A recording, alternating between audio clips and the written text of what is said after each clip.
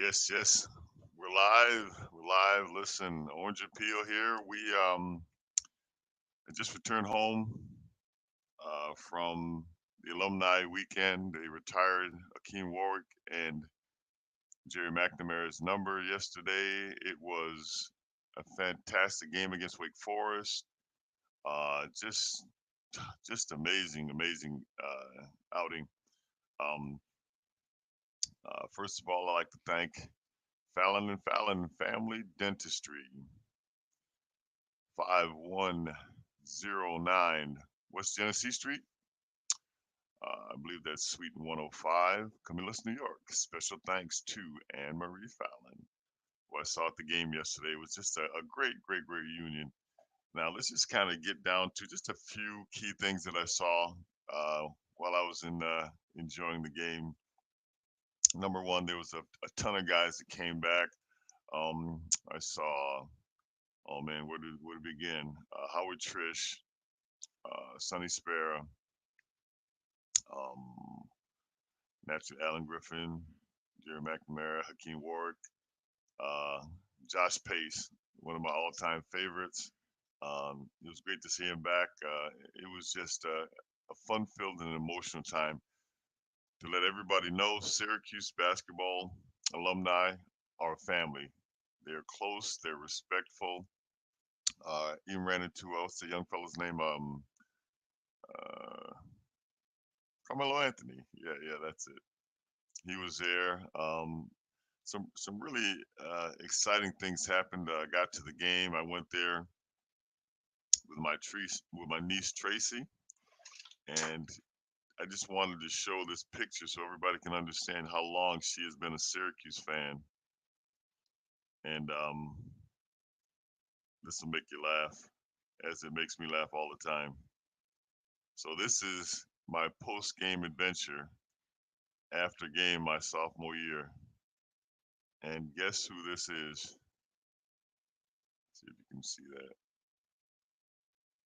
That's Tracy on my arm, and me doing my post game stuff in Syracuse in 1977. So she went back to the game with me yesterday, and it was something that I thought was absolutely amazing because there she is again with one of her favorites out of the orange. I know it's difficult to see, but we had an absolutely fantastic time yesterday at the game. Um, she gets so excited. I got there. I was excited for the first time in many, many years. It was my first time back at the Dome since they did the remodeling. And absolutely amazing. Great experience. It's so much brighter now. Um, and we sat there. We are probably second row across from the opposing team's bench. Naturally, sitting there with the other alumni. I almost forgot James Sutherland was there. I saw also another one of my all-time favorites, Matt Gorman. I got to got to talk with him. So the whole event was really nice. It was set up. We got there, got to the game. Tracy and I got to the game, and you know, it's always great to be at Syracuse because we were walking down the hill. That long hill was icy cold, and through one of the side doors, before we normally would have to walk all the way down the hill and then up the stairs to get our tickets. But as I was walking by with Tracy, we saw one of the security guards, and she saw me, I asked her where we're supposed to go get our tickets, and she said, "Oh, I can show you where." But I said, "Do you mind if I come in and just warm up for a second? Because Syracuse is known for that amazing wind that blows up from the coming out of the east." And she let us come inside there, and she stood there for a second, and then she actually accompanied us by elevator up to the next floor, got our tickets, let us go. We took some pictures, a lot of hugs. When I tell you it's a big family around Syracuse, I'm not just talking about the players. I'm talking about everybody from stadium control to the security guards. And I also had a phenomenal experience because after the emotion packed game and the team winning and watching Hakeem and Jerry McNamara's number get raised into the rafters. It was so exciting. So afterwards, we were about to get on the road to come back to Rochester for my niece, and then I was going to go on to Kendall. And there's normally a phenomenal line waiting to use the bathrooms. So I said to my niece, I said, "Listen, come with me." So we snuck in the back door and went right across from the Syracuse team locker room. There's a semi-private bathroom. So I said, "Here, you can go here and freshen up." And then while I was standing there, I was just kind of waiting, and I just kind of walked down the hall. It's right down the room, right down. It's probably 20, 25 feet from the locker room. So I was just kind of standing out there, walking, just kind of pacing, waiting for her to get finished to come out. She had all the bags and everything, so I was just kind of, you know, biding my time. So I walked up and down the hall. As I walked past the Syracuse locker room, the door happened to swing open, and I walked past her, and I was about to turn around and walk back up because Tracy would have been, ready to go.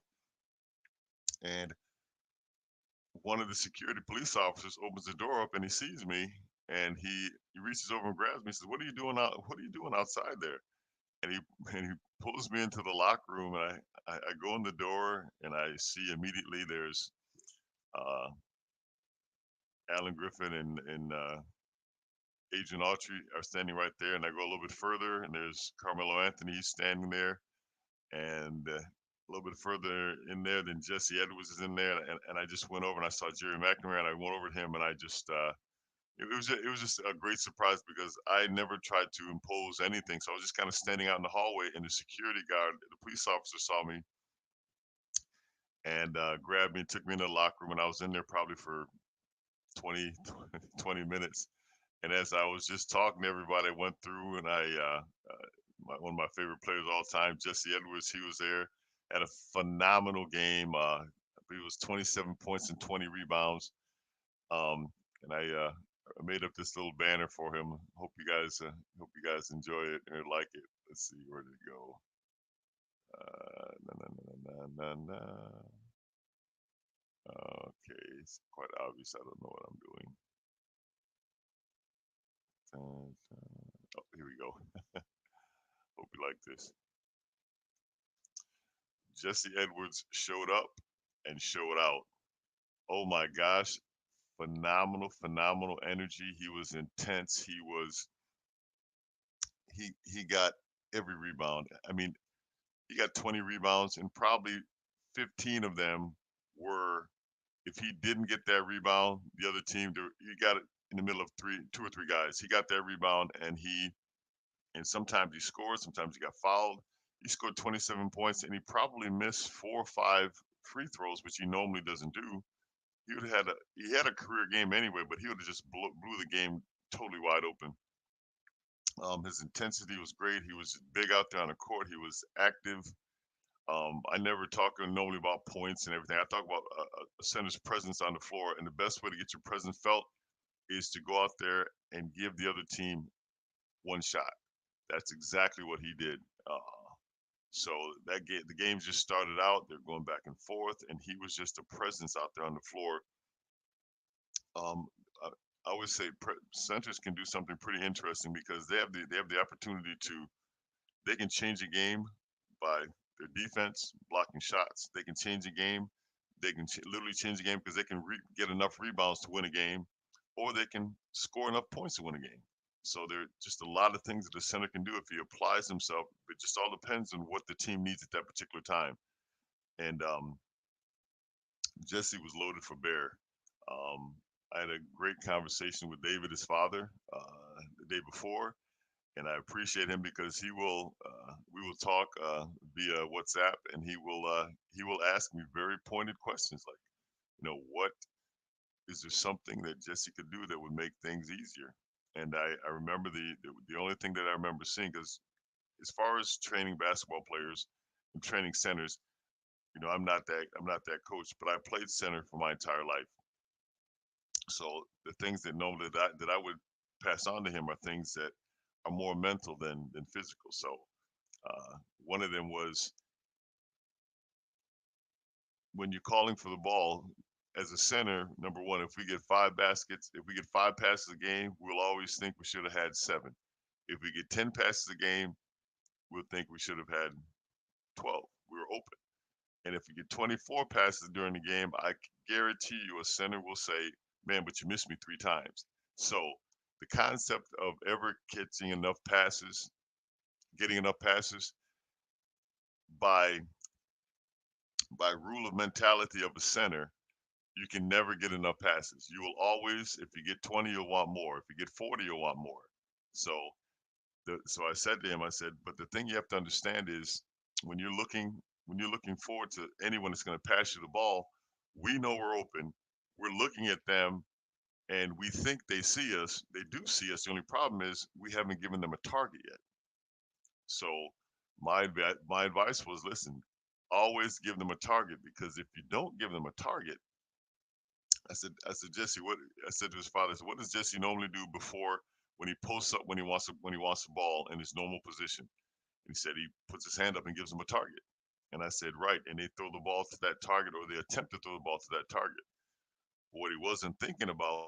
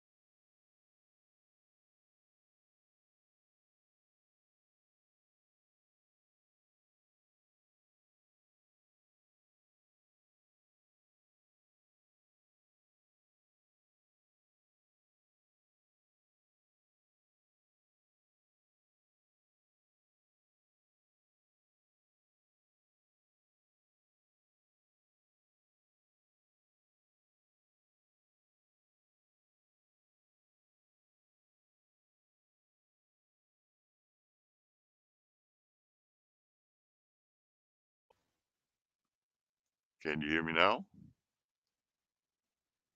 Hello, hello, hello. Um, I'm hoping that I'm pretty sure you can hear me. I think what happened is I leaned on the mute button. So sorry. Great, great.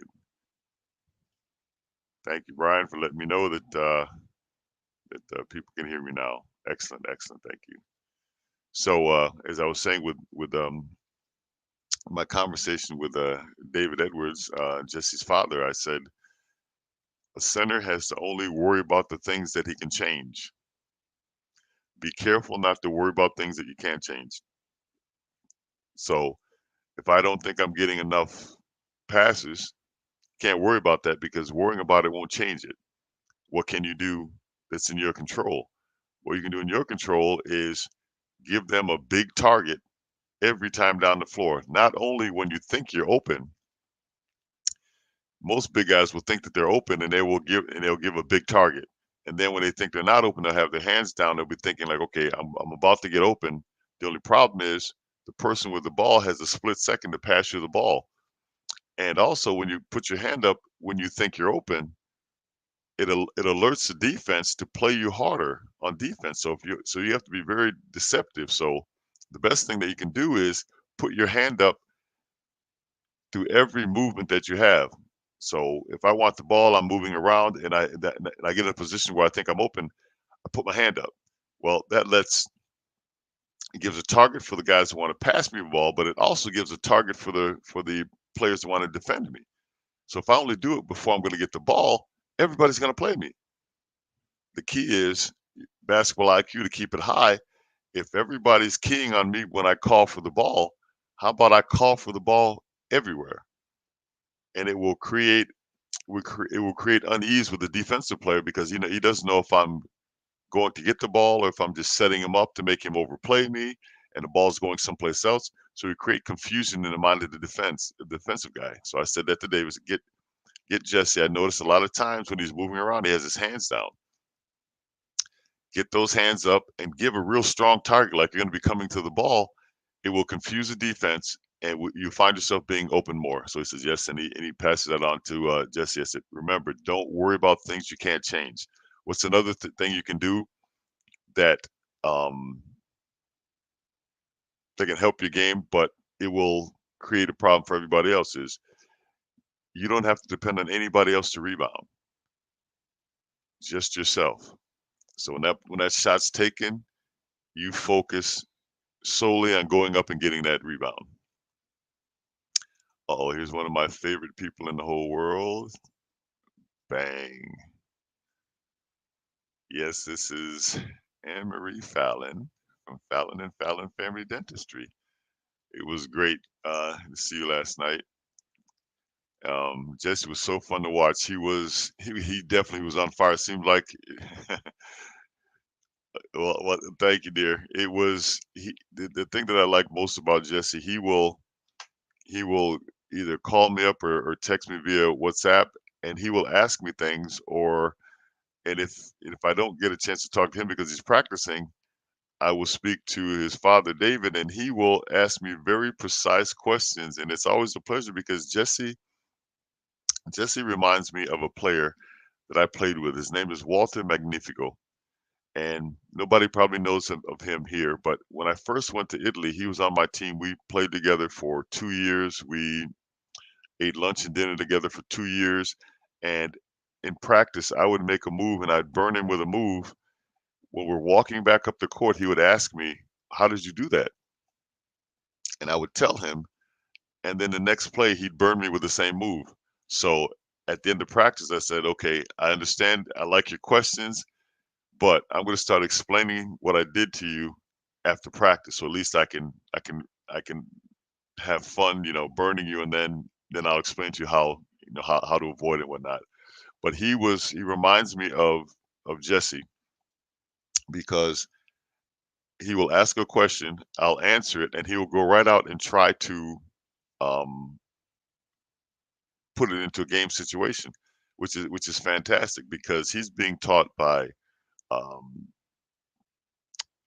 Alan Griffin, Adrian Autry, Jerry, and Coach Boeheim, stuff that you're supposed to do out on the court. So they're putting him through all of the paces of the things that he has to learn to be successful with that team. The things that I tell him are just little tips and tricks that I picked up. I remember I was talking to him once, and after I explained it to him, he goes, "Okay."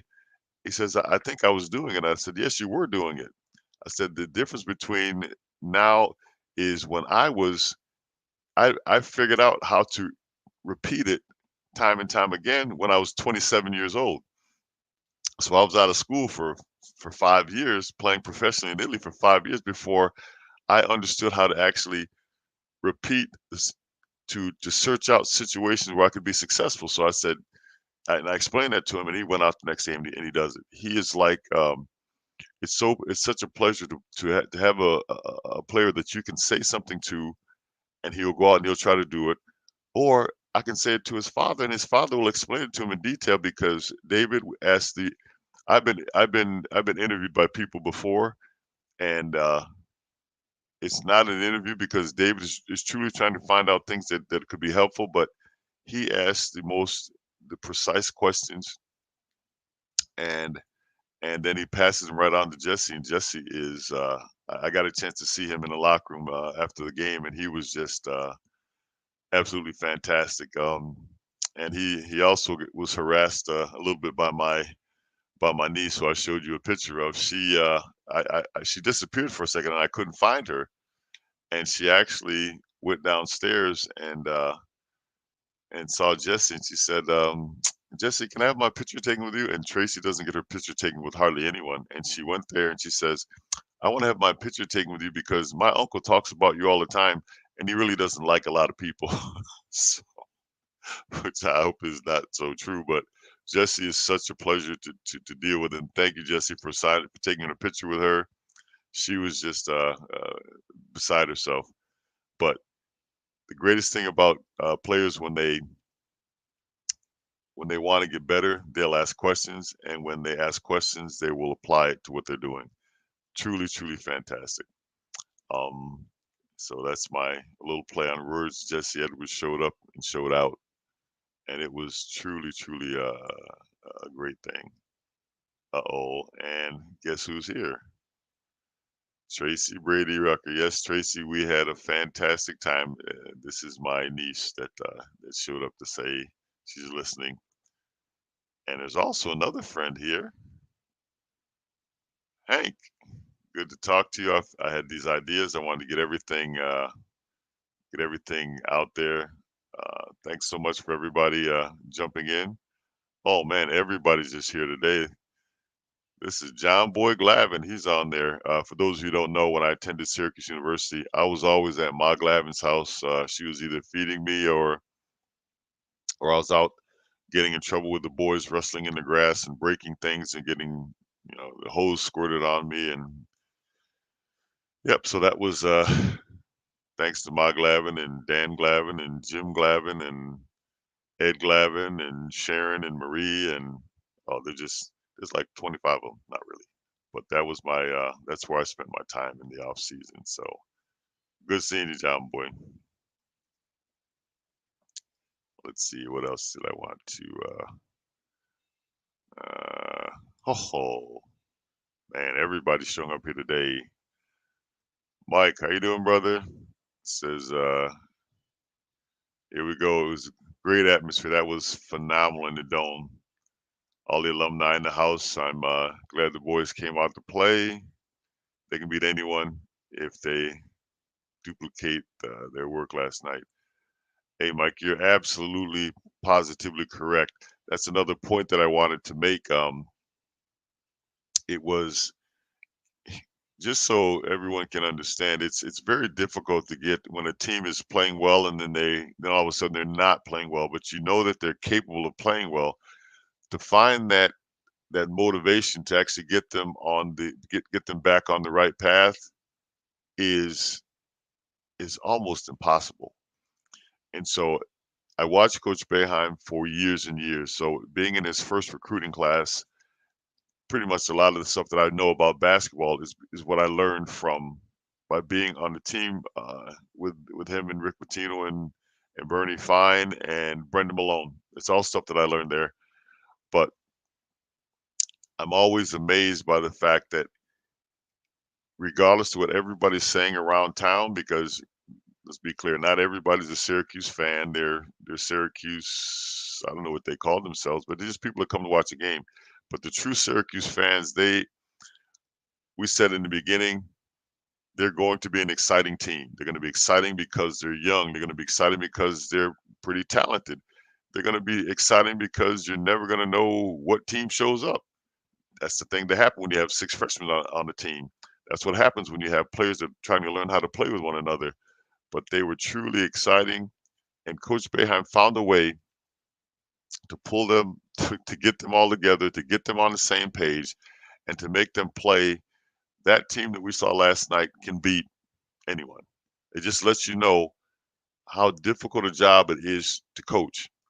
You can have the most talented players in the world, but when your livelihood depends on the whim and will of an 18-year-old or 19-year-old, I don't know how many of you are there, but we almost won't let them drive. If the family's going for a family trip, you won't let an 18-year-old drive your car. He was like, no, no, I'll drive the car for you.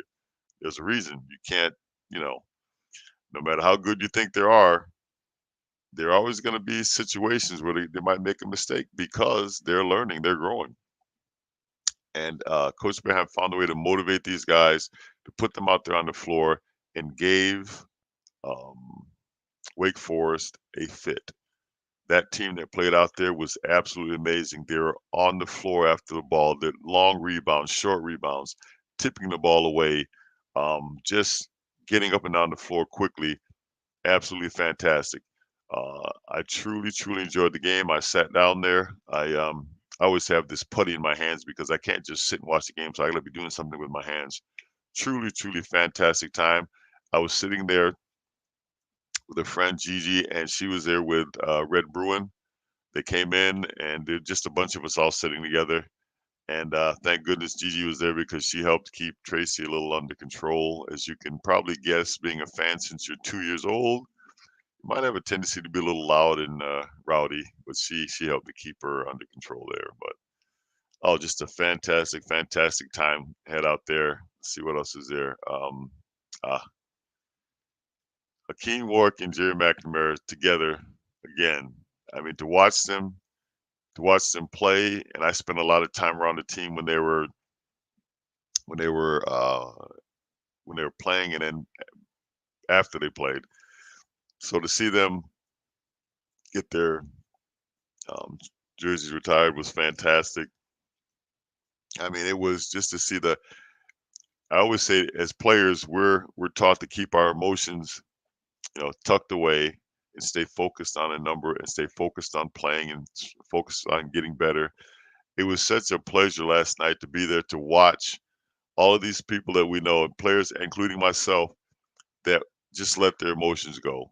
It was just, man, I needed 8 hours sleep and a bowl of Wheaties after I came out of there because it was so heartwarming and so pleasant.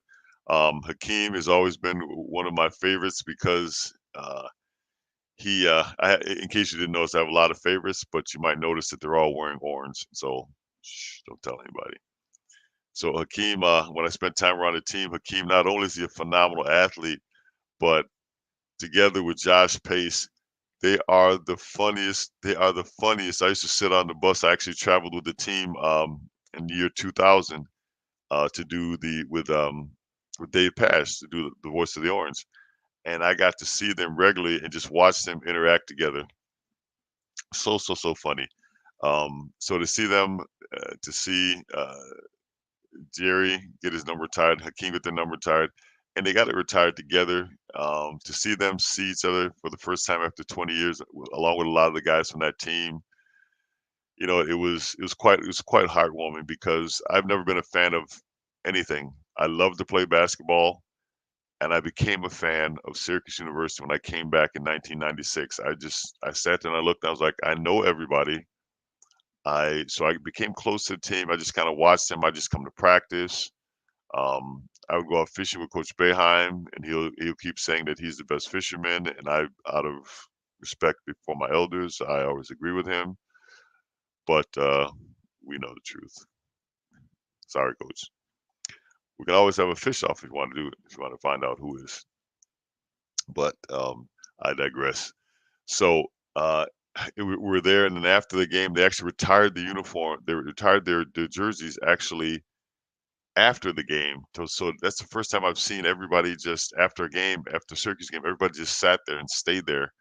And they had this beautiful ceremony. The kids were out there, the wives were out there. It just reminded me of a special day that I had also.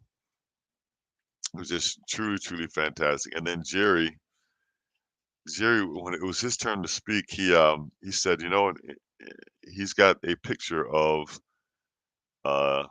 of him and Carmelo Anthony in his home, and he sees it all the time. He walks by it, and he said, now he has 4 kids in Syracuse going to school, and he said last night, he said, you know what? He said, I've always looked at our picture, and it's the number 3 and the number 15, and he says, then after I put my kids through the school here, it's no longer the 3 and the 15. He says it's 315. And for those of you who've been around Syracuse, 315 is the Syracuse area code. So in my mind, forever, uh, 315 is Jerry McNamara and Carmelo Anthony. If not, if it's not the first thought I have, it's the next thought right after that. And I was just so pleased to be able to go in and to talk to Hakeem and talk to Jerry, and they said, and they were very gracious and thanked me for, the stuff that our teams did ahead of time before they got there to level the road so they'd have this opportunity. And it was I tell you what, I got back in the car to go back to Rochester, and I told my niece Tracy that I very much used up all of my emotion. I'm gonna have to go sit in the dark for sit in the dark for 24 hours or something. But thanks everybody for listening to me rant on and on. Let's see who else jumped in there before I forget. So we have Fallon and Fallon Family Dentistry. We also want to thank, here we go, Junk King. Hank, thank you so much for making this season possible. Oh, it was great having you on the air with your friend Chris and just talking about just getting a point of view of from the fans' point of view and answering questions and talking. Thank you so much. Hopefully we can be together again. Who else do we have here? Also, for one of my longest supporters, General Shoes and Tidy Tracks from Endicott, New York, 607-484-9300. Special thanks to John Golly Jr. and their continued support. Who else do we have here? Oh, let's not forget Ed, the Clam Bar, 3914 Brewerton Road, North Syracuse, the biggest little place in Syracuse. Great food, great people, and when you go in there, you're talking to people that are knowledgeable about the game of basketball. So I always have a great time going in there and chit chatting. So, yes, again, Junk King, Syracuse 136, Ball Circle, Syracuse, New York, the #1 junk removal service. Thank you so much, Hank. Great things happening. I think it kind of puts it to the end of what I had to say. I hope I didn't miss anything. Let me hop on here and thank also the people that came out to support us. Let's see here. Na, na, na, na.